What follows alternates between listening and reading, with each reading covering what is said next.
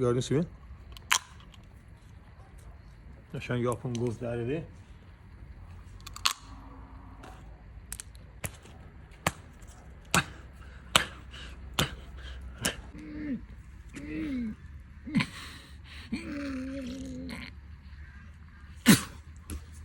Gördüğünüz gibi aziz izleyiciler, bu da bizim necə deyirlər 13 santimlik mismar. Salam, xoş gördük aziz idman sevenler ve izleyiciler. Sizin yeni ilinizi de tebrik ederim. Yeni uğurlar olsun. Yani mən də bugün mən Mahir Pəhlivan yeni bir nömrələ sizin qarşınızdayım. Eşq olsun bizim Azərbaycan xalqına. Allah bizim Azərbaycan xalqını qorusun. Gördüğünüz kimi yapım quzudur. Boyları məhsulumuz bol olub. Orxan çək bunu, gördüğünüz gibi. Yaşan yapım quzularıdır. İçerisi de gördüğünüz gibi. İçerisi de tam bir quzudur. Gördüğünüz gibi 13 santim. 13 santim mıxtı. İndi bunu bu deməli quz ağacına vuracağım. Gördüğünüz gibi qalın quz ağacıdır.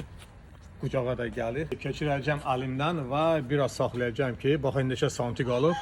Dişlə dartıb çıxardacağım. Birini baxın qoyuruq bura. Birini də qoyuruq bura, fərqi yoxdur hara. Və başlayırıq. Ya Allah! Ya Allah!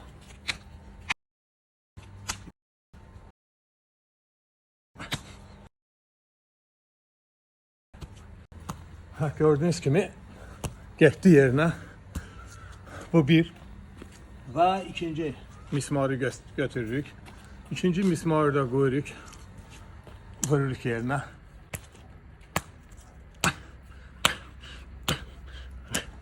Və ikinci mismar da getdi, gördüğünüz gibi. Yenə gedir. İndi baxay nə qədər keçib. 6 santim. Axırı birin çətinliklə, çox çətinliklə dajımlıq özü əyildi. Aziz izləyicilər, çox çətin. Çətin idi, yeri də qaldı. Gördüğünüz gibi 7 santim gedib. Baxın.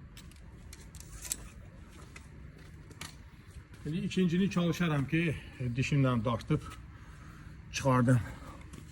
Ya Allah.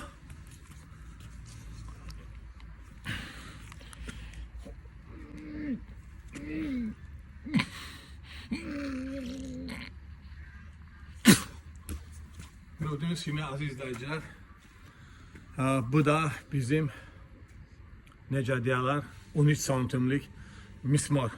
Eşq olsun Azərbaycan gücünə. Öpürəm sizləri.